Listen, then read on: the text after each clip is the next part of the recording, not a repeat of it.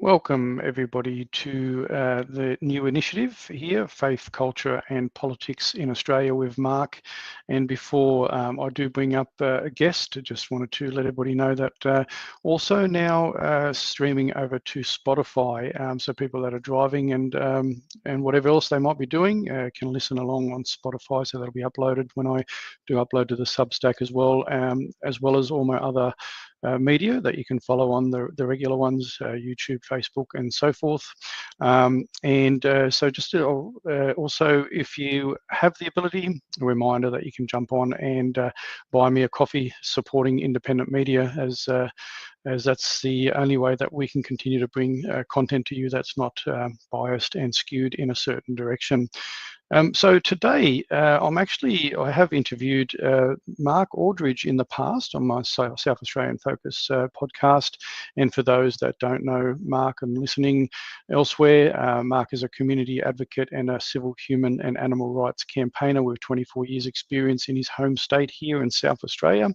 His main aim is to restore a democracy, to enable the voice of the people to once again control Parliament. And I interviewed Mark in regards to his involvement or his leadership in United Voice Australia. So quite a following there on on the Facebook page there, 123,000 followers there. So bringing Mark up now. G'day there, Mark Aldridge. How are you going there, buddy? Good, thanks, mate. Good to see you.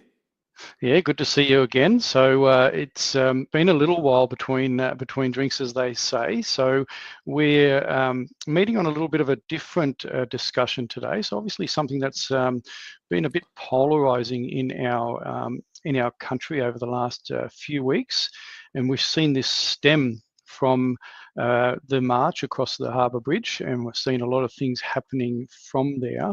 And so just as a bit of a lead into people, myself on other podcasts, I've been talking about this polarizing event on other influences, and we'll talk about that as we go.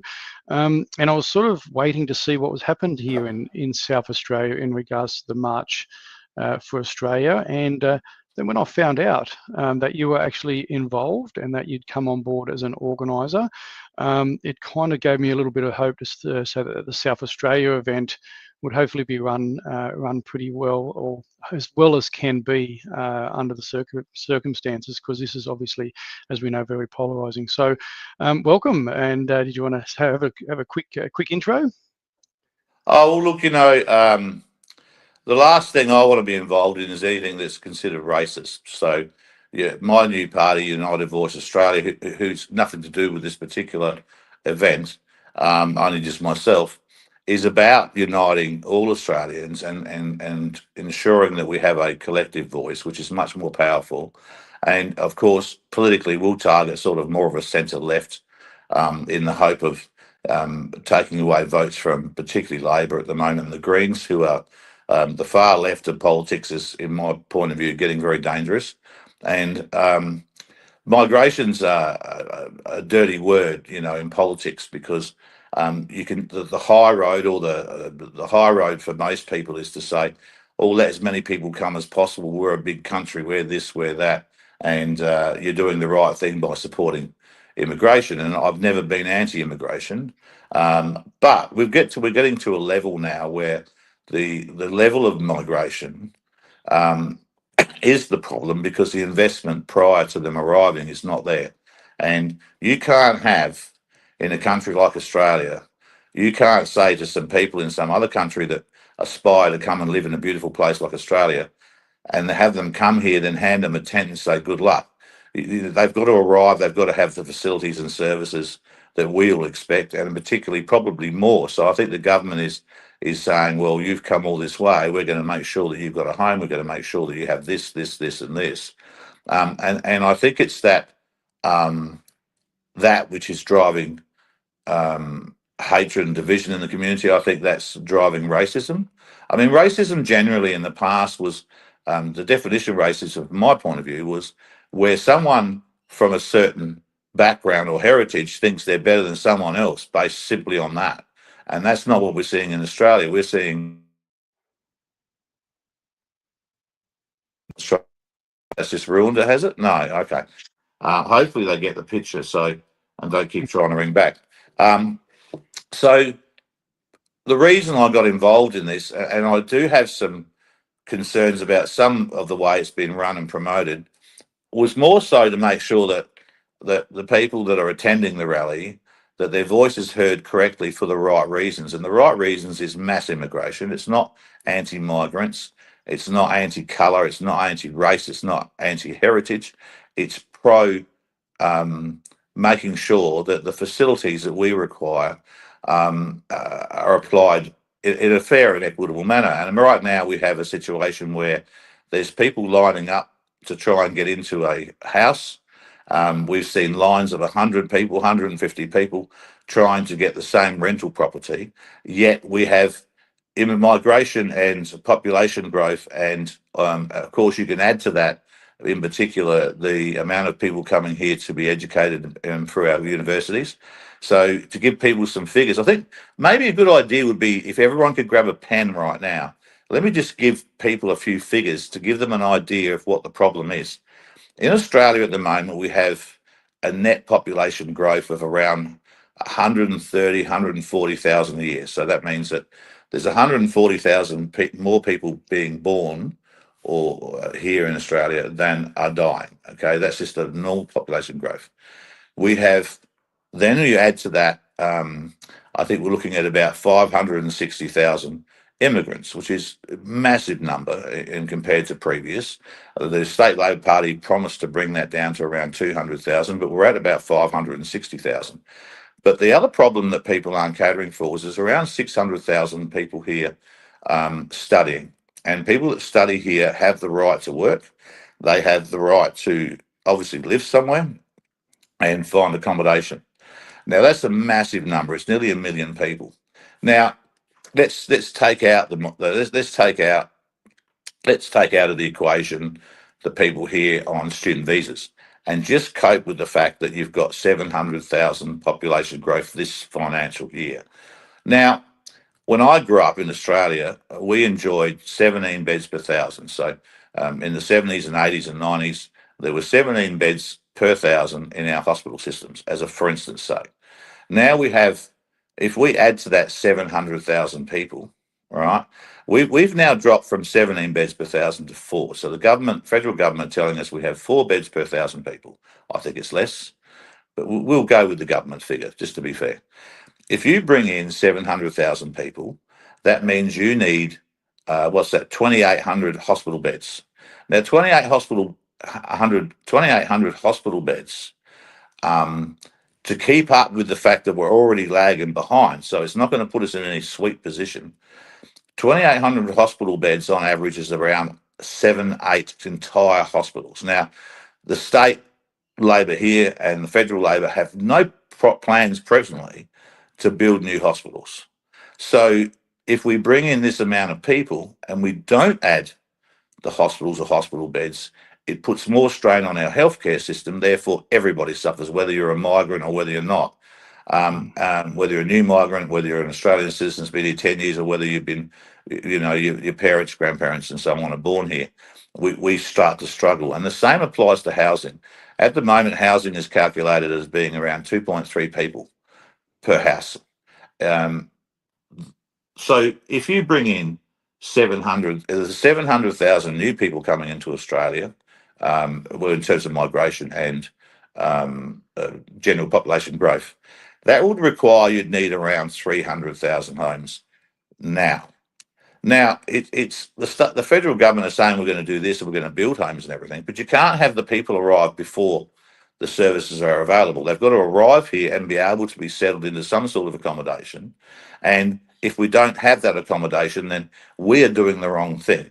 And if the Australian person who's been trying to find a flat or a house or a share accommodation that's struggling and can't find one, that's living in a car, turns up and sees a line full of new migrants, or considering that a lot of people think those new migrants get preferences, and obviously they do, then that's what drives racism. And it doesn't drive racism based on one race thinking they're better than another. It drives racism through just anger of not being able to get a home when others can. So These are the things that need to be sorted in Australia. You can't have a united Australia unless you have people that care for each other, understand each other, and can help each other. And we are driving divide in this country by bringing in numbers of people that we just can't cater for in a fair and equitable manner. Yeah, exactly. Very, very well said, and thank you for breaking down some of those numbers for the audience as well. And so this is, again, a very different framing that we hear from the mainstream media and other commentators, because obviously anything that is when someone speaks out or mentions migration or capping migration or putting a pause on it, as One Nation has also said as well, and Malcolm Roberts has spoken into that, putting a pause on it, it's not actually saying that we don't want people from other nations coming into our country and that we are, like you articulated, racist towards people coming in here. It is purely a supply-demand issue. It is purely a numbers game. And when we're seeing Australians, so Australian-born and naturalised Australians, unable to get into property and access health services effectively, and many other things, and we know that our government's racking up debt left, right, and centre. So look, and we've got to push back really hard wherever we can against the narrative that anytime we speak out about wanting to put a pause on migration, that it's reframed by the mainstream media, the legacy media, in that regard. So just want to step back a little bit, Mark, in regards to sort of a lot of how it's kind of come to a lot of rhetoric in the media. There was a lot of pushback, there's a lot of misreporting. But clearly this march, it started off on the back of the march across the Sydney Harbour Bridge by people that were concerned about obviously what was happening overseas between Palestine and Israel and so forth. And we're not going to go into that particular topic here because that's another very lengthy discussion. But the fact is that people saw this and some people went, well, okay, well, what are we doing for Australia? We've seen all these marches, the bridge has been opened up to allow these people, and obviously people were concerned about different flags, also some flags linked to some pretty savoury kind of groups as well, and that. So the people jumped on that and went, and in particular, a young guy, his TikTok video went viral. So from then, a lot of people come on board to try and take control of the marches being organised. It all happened very, very quickly and so forth. And one of the things that I commented on and I pushed back on quite vehemently, and you might have comments on this yourself, was this idea that people grabbing hold of this march it's about a white Australia. And then you also had another group that's kind of started the conversation saying, around heritage, so we're talking British, Celtic heritage, are the only people in Australia and can actually really class themselves Australian. So there's been a lot of polarisation by groups, but what we've seen obviously now is that it's been properly organised. People have jumped on board to try and distance themselves from some of that rhetoric, and obviously the website's there. There was all marches all around the country, and here in Adelaide, we obviously come on board. It was to be confirmed quite late, but now we've got an Adelaide event planned, and this is why I said I was quite happy to see that that you were involved in that. So, what was the main thing that, I mean, clearly you've got some skin in the game here in South Australia with many people. What really made you decide to jump on board with this and saw the value in actually putting your name behind not United Voice, so to say, but Mark Aldridge? What did you, because you're linked in pretty well with the community, why did you feel the need that you wanted to get involved? Well, I think the need for me was to make sure that people understood what this really is about and what's driving Australians to want to stand up and have their voices heard. And we see the left of politics trying to paint this as some sort of race-based thing. It's not. And that was probably the reason. I did have some run-ins with the people organising at a federal level, simply because of certain minor things like, the flags, only the Australian flags. The Australian flags, from my point of view, should be inclusive of the Aboriginal flag, for instance. So, now I get the meaning behind it. I get that they believe that if we need to look and appear and act in a united manner by flying the Australian flag. And I know that most of my Aboriginal brothers and sisters are more than happy to fly the Australian flag. That was probably my only critique. And the other critique was that it's getting painted as a white supremacy or fascist. I've had people write things, are we going to goose step? Are we going to do this, that, and the other? And it just shows that there's a discontent and a misunderstanding of what the protest is about, because the people I saw saying they wanted to go because they want to be heard for a change. And we do sort of see that. We see the left of politics polarizing, particularly within the media, of the things like the Palestinian issue. We see people joining the Palestinian issue based on, what's happening to children overseas as a result of wars or conflict. And so it's very understandable that Australians would get behind something like that for that reason. I think it's fair to say that Australians have really had enough of the major parties. They've had enough of Labor. They're not content to continue to struggle, and they see part of that struggle as the government lying to us and not listening to us. And we were always saying to the government, I think, in this position, is that, look, we are not anti-migration, and we're all migrants one way or another, unless we're Aboriginal, my point of view. So we're all sons or children of migrants to a degree. And in saying that, it's just really a population growth issue. It's an investment issue. And I talked about hospital beds and housing, but out our way, for instance, say there's a new subdivision. They intend to grow that subdivision to 20,000 homes. They still haven't put sewage in the subdivision. Water pressure is not in that area. They don't have road transport. They don't have public transport like buses or anything else. So a certain time of the day out my way, the roads are congested. You can't get anywhere at all. It's ridiculous. And we've got to remember we're now in a country where both parents have to work to try and pay the rent, mortgage, or cost of living. So that's two more vehicles on the road for each household. And they haven't thought ahead. The government needs to think ahead. If we're going to bring in 500,000 people, we need to have the homes ready for them. We need to have the infrastructure ready for them. We need to have road infrastructure and transport. We need to have education ready for them. There's a lot of investment required. I think the government are doing this to try and snatch on some extra income coming into the country, to try and shore up the financial issues that they've created, rather than looking at what's best for the country and how it can best be implemented. And I think that's what people are seeing. They try and get to work in the morning and the roads are just packed.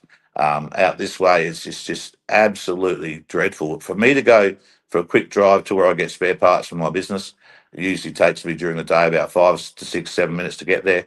If it gets past 4 o'clock, it takes me an hour and a half. And that's the things that's driving discontent in the community. And that is poor on behalf of the state and federal governments. It's poor management, it's poor commitment, and the numbers just don't add up. And I think that we need to talk to the people of Australia and explain that we're not here to say we don't want people coming here. We're here to say, hang on, slow down a little bit, put a moratorium on it. Let's get the housing sorted out. Let's make sure the infrastructure is there. Let's make sure that if you're going to build a new subdivision, that it's going to have the right roads in and out, that we're going to have the right public services there. We don't even have postal out here, a lot of these areas. So they're going to the post office box. The guy running the post office box just cannot cope. These things have to be pre-planned. You can't bring in 500,000 people and go, okay, let's try and find accommodation for them. You have to have the accommodation there first. And that is more than fair for any Australian to question that. And what's really showing its head here is these people trying to paint it as racist, people trying to say that, if it's any way at all, it's why Australians shouldn't stand up. That's what it looks more like, from my point of view, than anything else. I have stood at rallies in this state, all right, and across the country for 25 years. And the problem we've had with rallies always has been a problem, is that if I'm there for disabled children, I run a rally for disabled children, the people that arrive to support that are people that have disabled children. So there's self-interest in coming along. And we see that it's time that all Australians stood up and said, look, come on, Labor, this is wrong. It's not good for us. It's not good for our children. It's not good for the migrants and the children of the migrants. And this is what's causing racial divide. It's not racism in what we've seen in the past. It's just anger at someone being able to come here and perceived to be getting better services than the Australians that are struggling here living in tents. There's, I think, 130,000 people living on the streets. There's 3.7 million people that can't feed their families. They are major issues, and you're only adding to it unless you pre-plan properly for the arrival of more people into our country.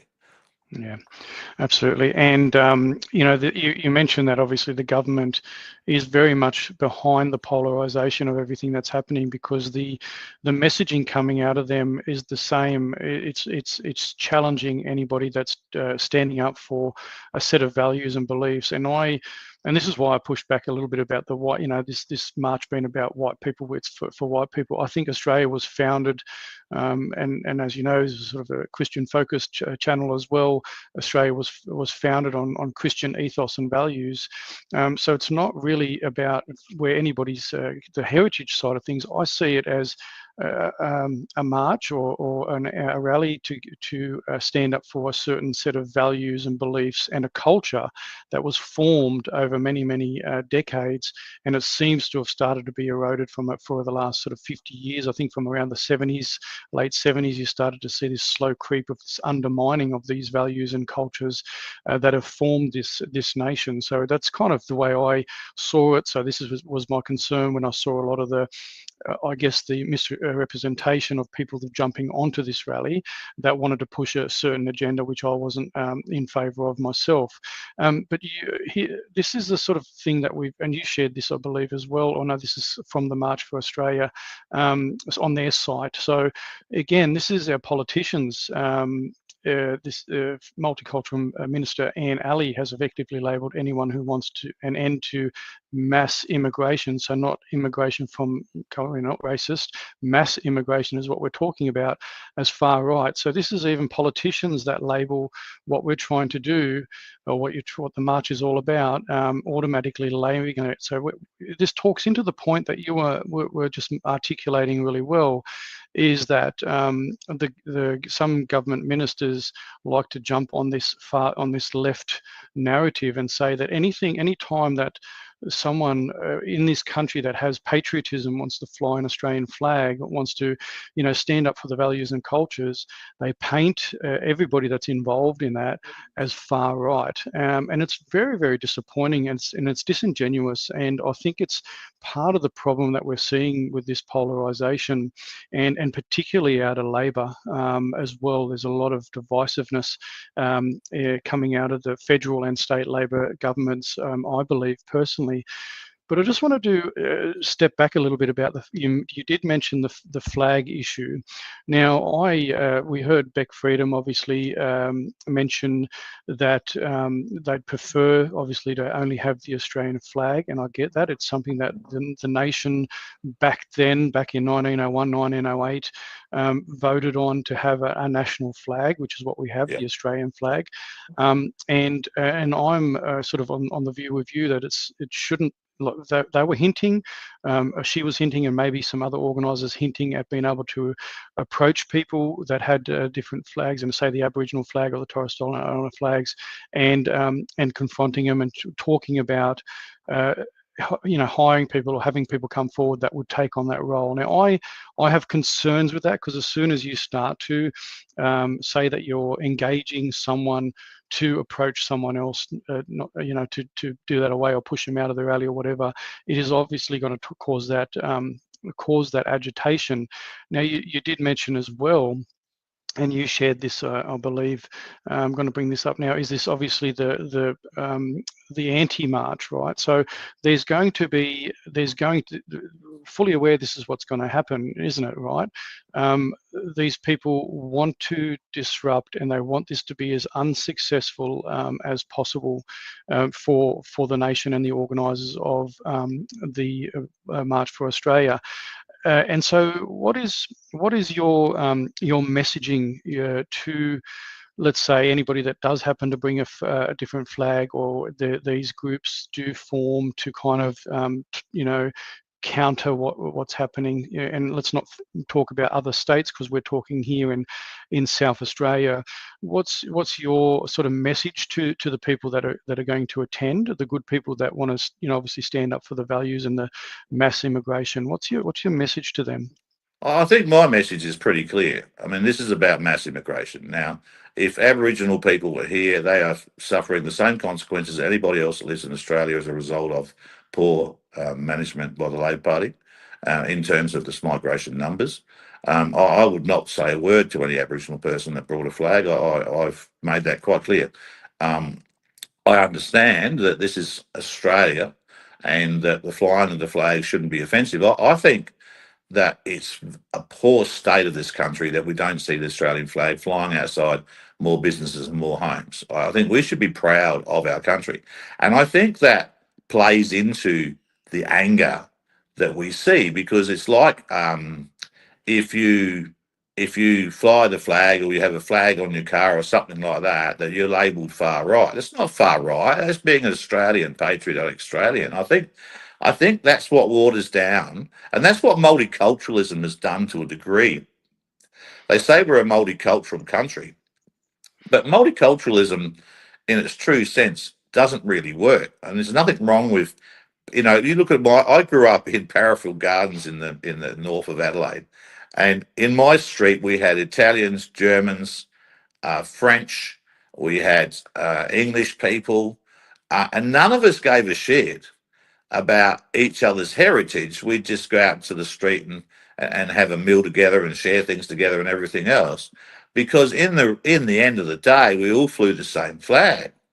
And now we have this opinionated left of politics that wants to somehow paint the Australian flag as being some sort of racist thing. It's not. It's about it's the thing that should be uniting us.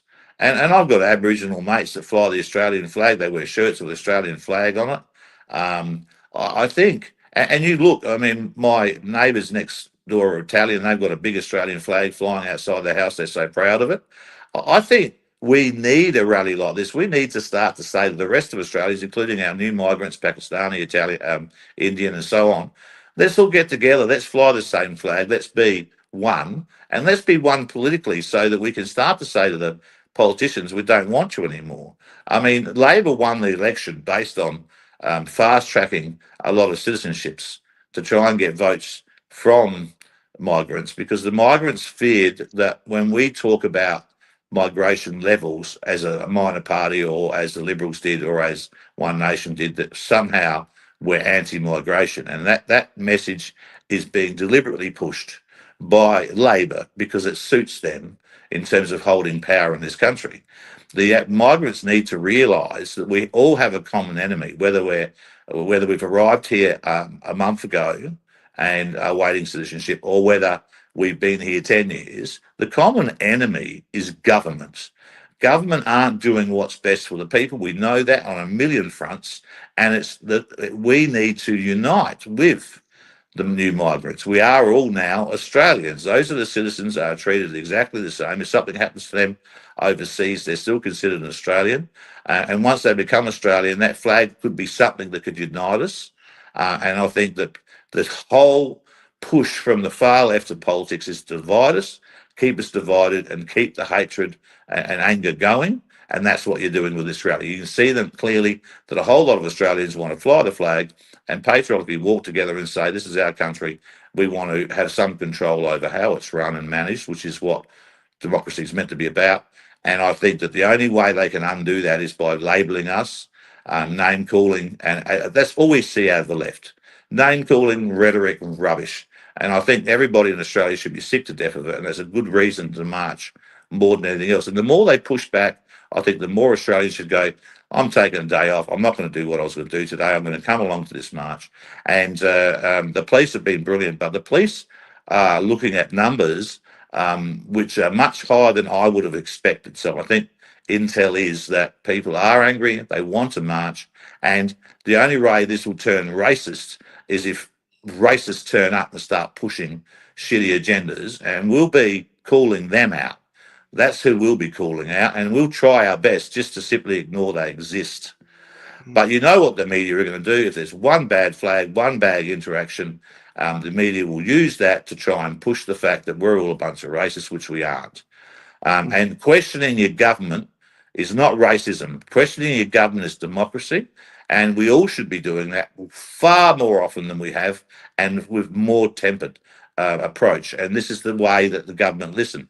We've seen the Palestinians get try and convince the government to recognise Palestine. I know nothing about that. I don't want to get involved in that. But if we were to march in huge numbers, then we have a chance that the government might sit back and start to rethink the migration plans, and they might start to look at investing better in making sure that the services for all Australians, new or old, are there in a reasonable manner. And you've only got to toss in net zero and a whole lot of other stupid decisions of the government, and you see why people are suffering, and they want to scream out. They've had enough. They want to say something, and this rally's fallen in their feet. Whether it's been designed and marketed perfectly, probably not. But it is an opportunity, and I think we should take the opportunity and try and get together. There's a few people, as you know, say not to attend, good voices, people that are normally very smart. I think they should change their mind. I think they should get behind it and help make sure that this is a successful rally, and that a clear message to the government is that we've had enough, right? And we want change, and you better start listening, or we're going to keep doing this type of thing. So this shouldn't be a first rally. This should be a rally that continues and has clear messaging. And we should have clear messaging. Is why I got involved. And I think that there's some really good players out there that are stepping back for the wrong reason.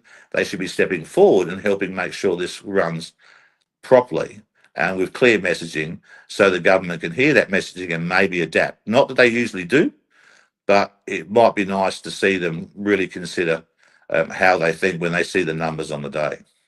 Yeah, and look, I've got to admit I was quite cautious because obviously Adelaide still had it to be confirmed as well, and just watching and waiting as well, and obviously looking at all the messaging around that. But as I've said, when I found out that you were involved now, it definitely makes me feel a lot more comfortable to be able to say to my fellow South Australians, look, this is something good to get behind.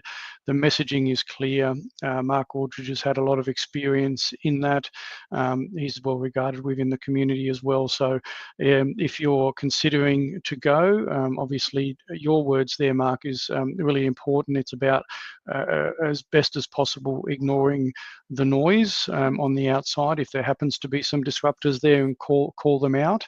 And obviously don't get involved. Try and keep yourself safe. But the other thing, as you mentioned, is the media will be hot on trying to pick up anything to label this event what they want to label it. And so the key is that if those that have the capacity while they're marching, if you're turning up, have your phones, try and record what you can. If you see something happening, record it so there's evidence on our side as well, because we know that the legacy media, the mainstream media, which is meant to be the fourth estate and no longer, it's an arm of the government. They are obviously looking at ways that they can spin this for their news cycle and their divisionary tactics, which they've been very successful at over the years, over the last 5 years. So, and you know, the thing about the flags, obviously, I fully take on board what you're saying, and I think a lot of other people should do the same. And look, at the end of the day, guys, until such time as Australia and Australians decide it's time to vote on a different design for the flag, at the moment, that flag, whether people like it or not, is our national flag. And if we want to change that, we can put mechanisms in place to have a competition for a common vote by the popular vote to change the flag. And that's the way democracy works. That's the way it's done. But for now, I encourage everybody to pick up your Australian flag if you happen to attend on the day and wave it proudly. But the other thing that comes to mind, Mark, is not just on the 31st, is if you're proud of Australia and you love this country and the values and the opportunities it's created, put an Australian flag bumper sticker on your car, put it on your window, display it proudly every single day to show that you actually do value this country, not just on the 31st of August. Show it every day, display it Absolutely. proudly. We should not be conned into this idea that we should feel bad about having some national pride and some patriotism there for this country. So, look, you did mention Mark about you did mention the police. Now, you're a seasoned organizer with these things. You're well in contact. Is everything going to plan? You've got permissions. Everything's so if people want to attend, everything it's been coordinated effectively through police. Is that correct? Yeah, look, the police have been good. They know me. We've changed the path and the journey that we're taking with good reason, to avoid any problems. The police are aware of the possible numbers and will be protecting those that are marching, so we don't have to be too concerned about that. The path will be from Rundle Park down to Parliament. We won't stop at Parliament because the numbers will be too great. We'll pull up there for a moment so that anyone that can't do the full journey from Rundle Park down to there can join us from Parliament House, and then we'll walk down to Elder Park. Now, we're hoping to have some fairly good PA equipment, possibly at both locations at this stage. Obviously, this is a grassroots thing, so there's no money. So obviously, anyone that can assist can get in touch with myself. There's another organiser here in South Australia as well. And we'll just try and make it a really clean day. And it's about the flag. It's about uniting. It's about showing the government that as much as you can call us all sorts of names and you can try and put us into some sort of far right, whatever it is you want to label us, we're just a bunch of Australian people that are sick to death of the bullshit that's coming out of state and federal politics. And we're uniting to say to you guys, maybe start listening. And I think with the numbers involved, that the government will have to listen. They'll have to sit back. And then that's why we need to maybe do this into the future with improved messaging. But the messaging on the day is simply that if we're going to entertain bringing more people into our country, which we're not against, we need to make sure that the resources are adequately there and that everyone's treated with absolute equity and fair play. And while people don't think that's happening, it causes divide in the community, and we need to get rid of that divide. And the best way to do that is to stand under one flag and walk together and make sure that our messaging is strong. And the messaging is to federal Labor right now. And federal Labor should be listening because they must be aware of what's happening. And their 34% primary vote is not a mandate. It's far from a mandate. They would know that they're on dodgy ground, and it's past time that we just keep sending them a message, because I don't think we can endure the remaining term of Labor. And if Labor were to get back in again using the similar dodgy practices, we're in a lot of trouble in this country. Yeah, absolutely. So I just flashed up, and very well said. You articulate yourself really, really well in these sort of topics. But I did just flash up on the screen, and this is correct. This is correct. The correct map, is that correct? Is that what? That's correct. Yes. So starting at Rundle Mall, Rundle Park there, across North Terrace there, across to North Terrace, and then down King William Street into Elder Park is the route for that. Yep. Okay. Excellent. And obviously, people can jump onto the United Voice Australia for updates as well.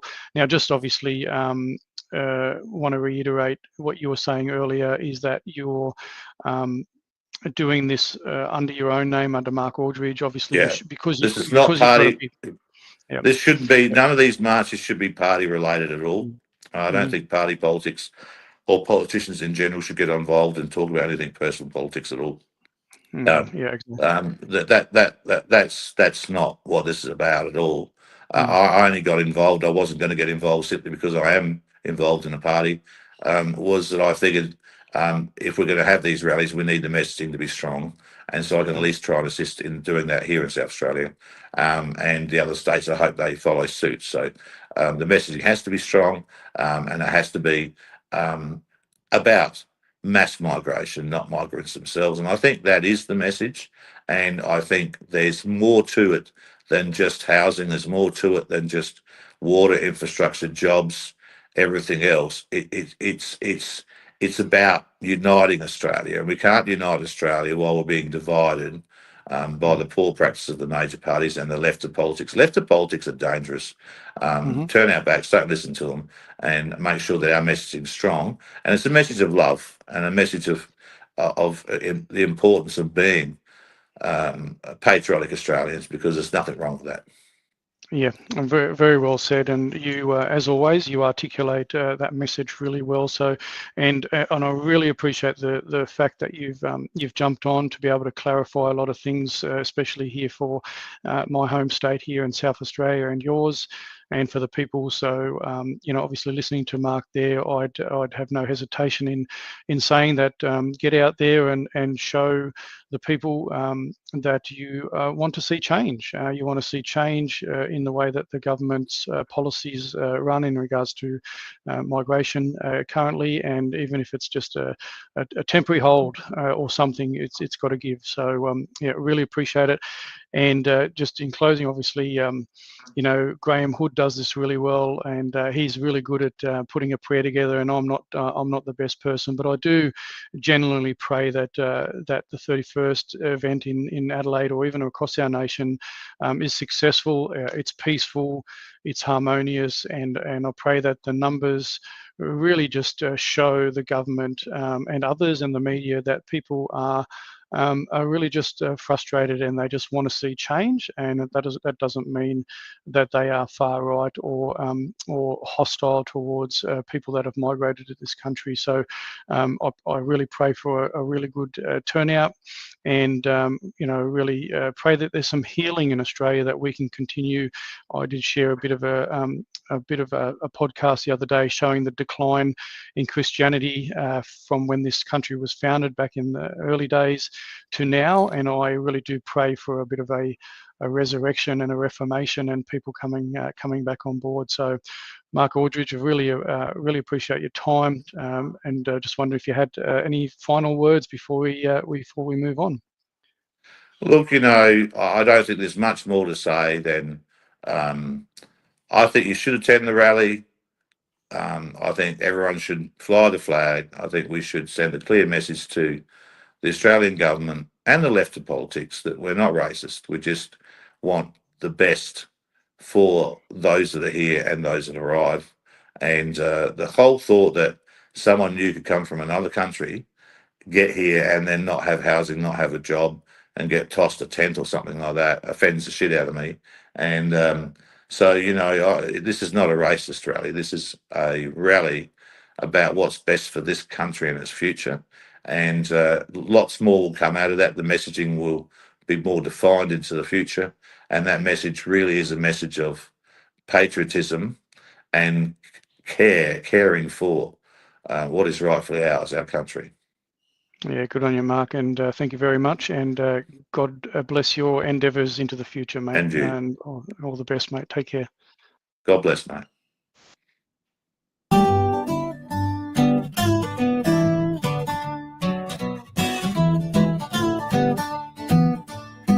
There was dust on the Bible sitting cold on the shelf. I've been chasing the world, forgetting myself. Heart full of echoes, soul running dry, till the word called me back with a whisper, not a cry. There's fire in my soul and peace in my chest. I opened his book and he gave me rest. Grace filled the cracks where shame took its toll. Dust on the Bible, now fire in my soul. I read of the shepherd who left 99 to search for one sinner. That story was mine. Those red letter words broke chains I had tied, and the truth I ignored was now breathing inside. Now there's fire in my soul and peace in my chest.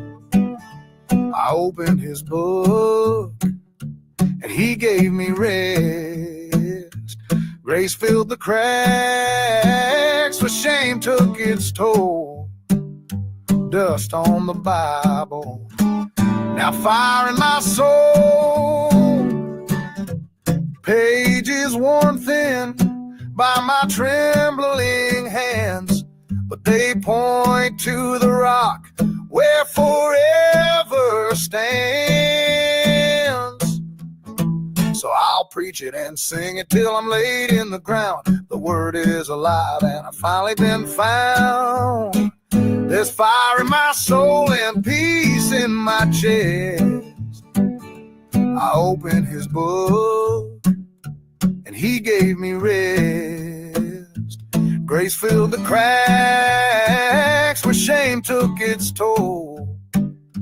Dust on the Bible, now fire in my soul.